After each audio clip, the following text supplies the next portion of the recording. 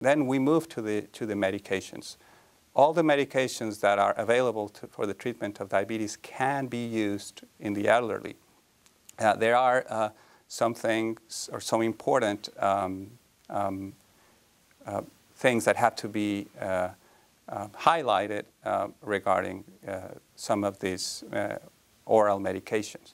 For example, frequently used type of oral medications are called sulfonylureas. These are effective, good medications for the treatment of diabetes. However, they tend to cause low blood sugars.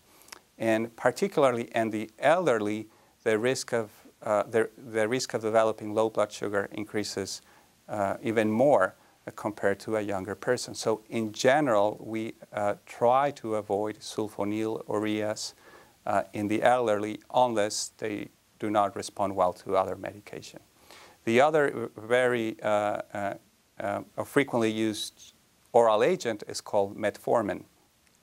This medication also works well in the elderly, and we use it frequently because it does not cause low blood sugars if it's used, if that's the only medication used. There are a couple of things that need to be noted about metformin in the elderly. One of them is that it can sometimes lead to weight loss. So if the person that is taking it is overweight, actually the weight loss is a desirable thing. That's a good thing. And we often use it in overweight people. However, as I mentioned, the elderly often are not overweight, and in occasions they are even malnourished. So in a person who is very thin and malnourished, we would like to avoid metformin. The other important thing about metformin in the elderly is that the healthcare provider has to make sure that the kidney function of the patient is appropriate to avoid side effects caused by metformin. So physicians and healthcare providers often look very closely in the elderly to make sure that their kidney function is appropriate to avoid side effects. The other class of medication that is used to treat diabetes are called TZDs. And there are two agents in the US. One is called pioglitazone, and the other one is called rosiglitazone. And both can be used in the elderly. Some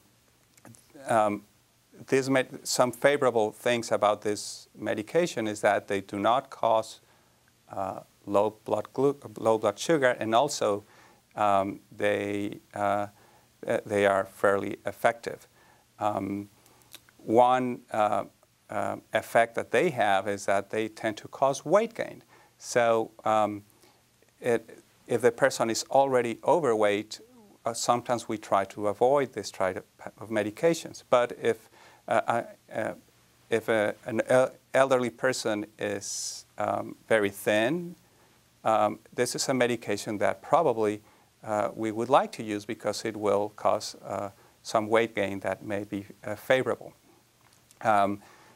These type of medications, the TZDs, have some side effects, and one of the most important ones is causing excessive accumulation of fluid. So if a person has a tendency to accumulate fluid, this is not a good choice. There's a new class of medications that has come out in recent years. These are medications that tend to decrease appetite. One of them is called exenatide, which is injected. This is a drug that works as well in young people and as it does in older people. So older people can use it. As I mentioned, exenatide can cause or often cause weight loss. So again, if the elderly person that's going to take it is overweight, this is a desirable thing. But again, if a person who is going to take it is very thin, and has poor appetite, giving them a medication that is going to decrease their appetite even more is not desirable. So in this case, we would avoid exenatide. The other medications that are used to treat diabetes, one of them is an oral medication called sitagliptin. And these type of oral agents actually work well in the elderly and do not have any major side effects. So this is a class of medication that we often use in this population.